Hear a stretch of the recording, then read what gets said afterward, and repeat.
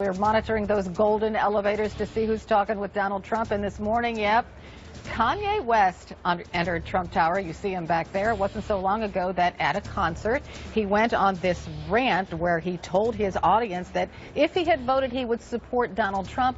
And then a short time later, he ended up in the hospital. I'm sure the two were not connected, but we just thought it was an interesting picture that Kanye West was coming in to talk to Mr. Trump. And we need to kill some time because Jeffrey Lord is dialing in his Skype account. So Sally Kohn is already here, and my favorite way to kill time. I know we're going to kill some time too, so it's fine. Yeah, you know, I thought I'd seen it all, Carol, but now there you have it. Well, is he like? Are there any posts still open? Is he going to be secretary? Could he?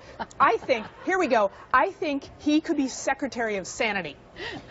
I know that seems like a far cry, the idea of Kanye West for Secretary of Sanity, but you know, these concepts are now relative and very fungible in a Trump administration. Seriously, Mr. Trump is talking to a variety of people so that he can come up with ideas to unify the nation, and maybe Kanye West can help him within the African American community. You just don't know. Maybe, but look, there's a larger issue here. The larger issue is of people choosing to legitimize President Trump. And you know, trust isn't something you just get de facto. Trust is something you earn. And President Trump, who we should note, yes, has won the Electoral College, but lost the popular vote by a more significant margin than I mean, ever, right? I mean, in other words, Hillary Clinton won the popular vote by a greater margin than most presidents in recent history. So his credibility is already questioned. Now we have the issue of the Russian hacking. The point of this, none of this looks good, and he hasn't made a single overture to say, look, I'm going to try to govern for all people. Unlike Barack Obama, who at this point in his president-electness had a 71% approval rating. Trump has a 40% approval rating. Democrats and Republicans are worried that he is appointed far-right, conservative, autocratic business leaders instead of looking to represent the broad interest of the American people. Okay, so Jeffrey Lord has arrived. Oh, goody. Jeffrey, I hope you look good. There you are. So you're laughing. Merry Christmas. So maybe you heard part of what Sally said. We were just talking about Kanye West coming into Trump Tower to talk to Mr. Trump and wondering why. He's going to be the new Secretary of State, or maybe I've got that wrong. No, that's Rex Tillerson. Yeah, if only it were Kanye. If only. Got it.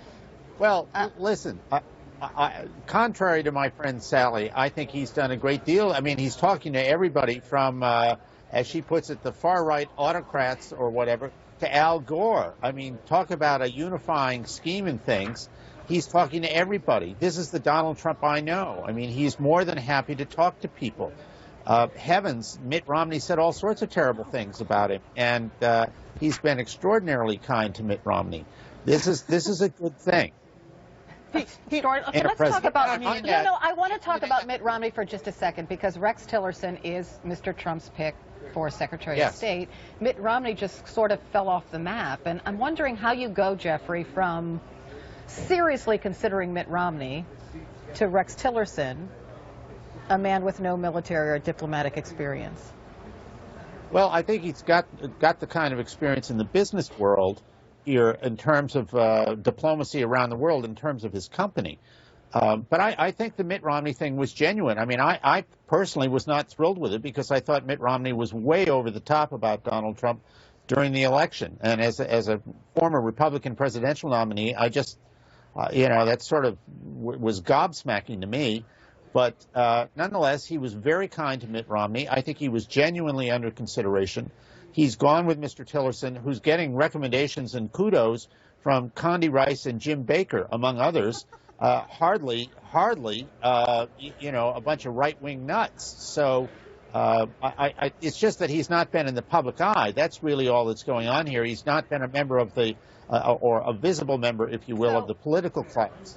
So you think that Donald Trump was at one time very serious about Mitt Romney, because sometimes if he really was very serious about Mitt Romney, or, No, I or was think he just was. doing it like an olive branch. My understanding from people No. who are close to Trump is that actually it was all for show. And let's be clear, Jeffrey's right, he's meeting with people, but he's not actually putting them into positions of power. The people he's putting into positions of power are billionaires and executives and far-right ideologues. That's who he's actually putting into power. And let's be clear, his promise to the American people was to drain the swamp. He is gilding the swamp. He is installing Wall Street in Washington, and it's upsetting. He is an Exxon executive with close ties to Russia, with business interests, billions of dollars in business interests in Russia, and zero foreign policy experience at an incredibly precipitous and dangerous time for the world. I can't imagine anyone think that's a good idea, but Donald Trump doesn't care. He cares what's good for business. Okay, that's his primary interest. Sally. Yeah. Number one, Sally, I don't know how many conservatives Barack Obama put in his cabinet. I mean, a lot of them were far left wingers from a conservative point of view. So, what can I tell you? Not true. Barack Obama won the election. He has the right to put whomever he wanted in there. He campaigned on One America, red, white, and blue, and all that sort of thing, and then proceeded to, steer the government incredibly left. Actually, he put a number of Republicans in his cabinet, and for instance, kept Robert Gates, who was Bush's... he put no conservatives. He put no conservatives in his cabinet. I can tell you. Gates? Well, all right. Point taken. One. Oh, okay, good. Way to concede. Carol, that was very good. But Jeffrey, forgive me. Don't let facts get in the way of your point. Go ahead, please. No, but Jeffrey could also bring up Rick Perry, right? Rick Perry was not a strong supporter of Donald Trump, said some very things about him, and now he's like tops on the list for energy secretary. Yeah, Nikki Haley is in the cabinet. As the UN ambassador. The point is he is going to govern the way he said he intended to govern, that he's going to bring people together. This is a good thing, not a bad thing. People like Sally, my friend Sally, are not going to agree. I get that, but we had the election. Here in Pennsylvania, he won. Yes, and I'm going to do exactly what Republicans would do. It's over. So let's be clear. People like my friend Jeffrey hammered Hillary Clinton for not giving press conferences when she was just a candidate. He's now president-elect, and he's not only hasn't given a press conference in, 139 days, but he's delaying for a month the one he promised to give. I'm pretty confident that if a president-elect Hillary Clinton said she wasn't going to take intelligence briefings, the thunder of Republican objection and outrage would be deafening. In fact, it was Donald Trump. It was Donald Trump in 2014 who bashed President Obama for rumors that he wasn't fully reading the briefings. But Donald Trump's really smart, so it's okay, right? Sally, look, there is no presidents, as former CIA Director James Woolsey has said, presidents take these briefings in different fashions. President Clinton President Clinton did not do them in person. He read them.